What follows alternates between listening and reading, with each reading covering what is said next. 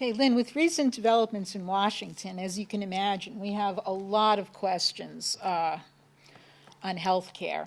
But I'm going to take a question which I'll read to you, which comes from a member of the audience, from Ms. White. And she says, Mr. LaRouche, I've recently discovered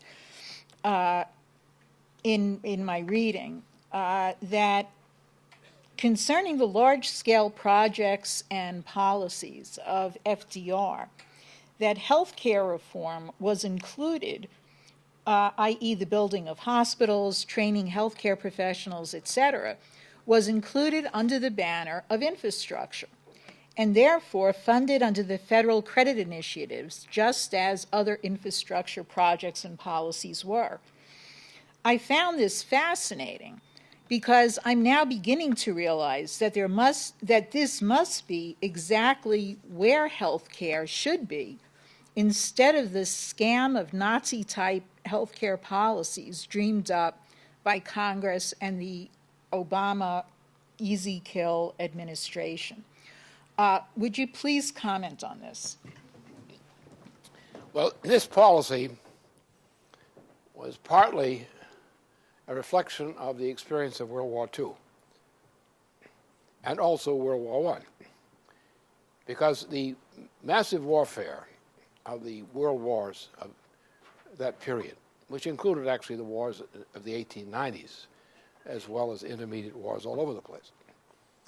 Massive warfare of a protracted type on 5, 10 years, that sort of thing, produced a problem in the wartime period, as in both World War I and II, and in the immediate post-war period as a refraction of that. We in the United States had developed an excellent system, which is the military medical system. It's a part of the medical corps of the United States. This is based on various institutions, including a network of general hospitals. And we had a structural organization of the entire medical care system, generally focused on the medical the hospital, the general hospital, on the way down. So right to the battlefield. So you had from battlefield or from just any condition of the troops or the environment of the troops in any area, you had a response pattern all the way up to the general hospital and above. What we did in the post-war period was you look at what Roosevelt did, what Roosevelt's policy was, and you take every county of the United States, like the local combat zone in Europe or so forth of the United States, and you have a system which goes through a chain reaction of institutions all the way up to the top. And the whole thing is a single organism which reacts as a single organism. Somewhere in the system there is the means for dealing with every problem. Somewhere in the system. And we try to make it as efficient as possible. From the standpoint of the AIDS man who was out in the battlefield, who's picking up the wounded from the battlefield and taking them to an emergency station, and transferring them quickly with emergency aid and transferring them to the next place, the next place, the next place, all the way up to the surgical hospitals, the general hospital, and so forth. And it worked. It didn't work perfectly, but the system as an idea worked. All right, so what would we do? With the post-war period, we enacted legislation which is based on this experience. Now, the motivation of the physicians in the military was not money, not under wartime conditions. Money ain't the standard. Getting the job done is the standard. And a little pleasure on the side. And also, they tend to do that, They make up their own entertainment. But that's not built into the table of organization.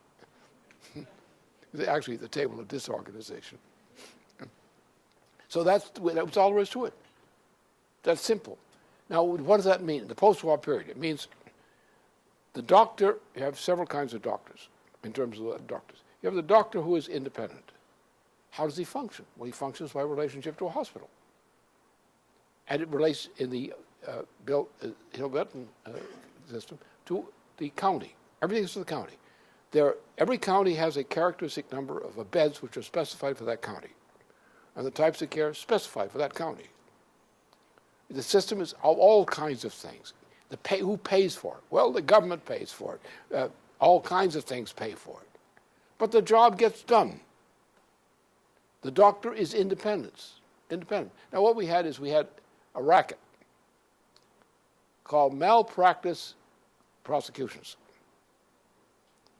First step was to destroy the Hill-Burton system.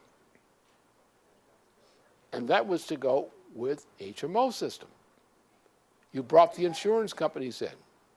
Now, instead of having an HMO system, which was 2% override cost for the medical system itself, you have now a system 30% and higher override cost. You're paying mostly for non-care. The malpractice insurance rates were used to jack up the insurance premiums paid by physicians and institutions. So you put a lot of physicians out of business, or you restricted their business to certain things which are considered high-risk areas, which had carried a bigger insurance premium. So the campaign to emphasize malpractice insurance compensation became a racket of the insurance companies, which then yearned to loot and destroy the healthcare system. So the obvious thing is clear. AIG makes the whole point clear. Shut it down. Go back to Hill-Burton. Shut down the HMO system. And go back to our wartime experience, which is the same thing for education and every other areas in which state and federal government are involved. You have a need of the society, a universal need. What do? The first thing you do, you set a premium on satisfying the universal need. Health care, education, and so forth. That's universal. Now you decide how this universal system is going to be organized. Who's going to control the various components? And how are these components going to be linked together to get the net result? Who's going to pay for it? How's it going to be paid for? You organize that.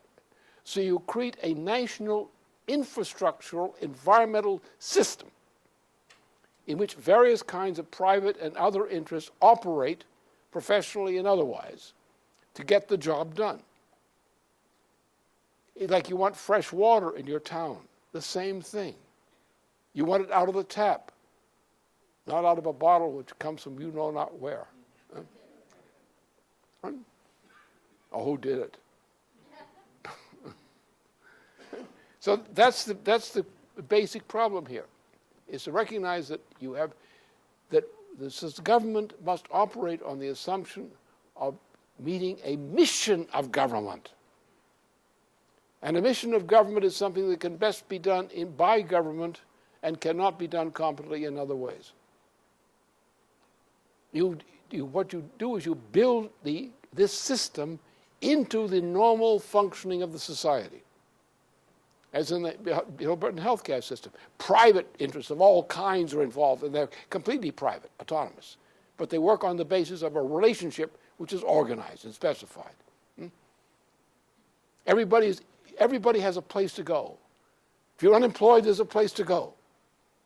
If you're starving, there's a place to go. If you've got a disease, there's a place to go, or to come to you. It's all organized, which means that we decided that humanity has a universal right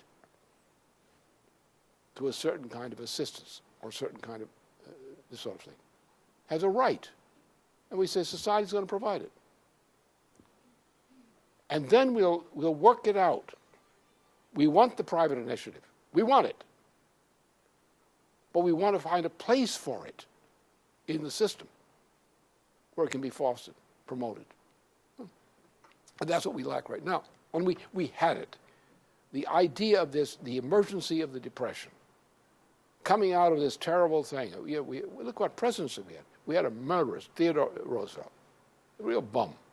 Woodrow Wilson, a degenerate Ku Klux Klan fanatic, real bum. Coolidge, a bum, Hoover, a bum. We got Roosevelt. Roosevelt died, we got a bum, Truman. Worse than a bum. We got Eisenhower. He was no longer the general in warfare. He was Eisenhower. But Kennedy, they killed him to get him out of the way. Johnson, they terrified into submission. We don't know what, never did find out what some of the other guys were. Poor Carter, he was just a thing that they dangled with. So that's the situation. We've had in our experience as a nation, and we also can borrow some experience from other nations, we have an understanding of how to organize a society as a system. We know exactly why and how we base ourselves at the same time on private initiative. Because we want creativity. We want uncontrolled creativity in a certain sense. There's no restrictions on it as long as there's nothing wrong with doing it. We want it. So we make it comfortable and easy to do that. That's all. There's nothing problematic. Roosevelt was taking us in the direction with his emergency reforms and his intention for the post-war period to do exactly that. Hill-Burton was one of the benefits that came out of that. And those are the models. If we get back to government which recognizes these benefits of experience, we've got a pretty good idea of how to go about dealing with the problems now.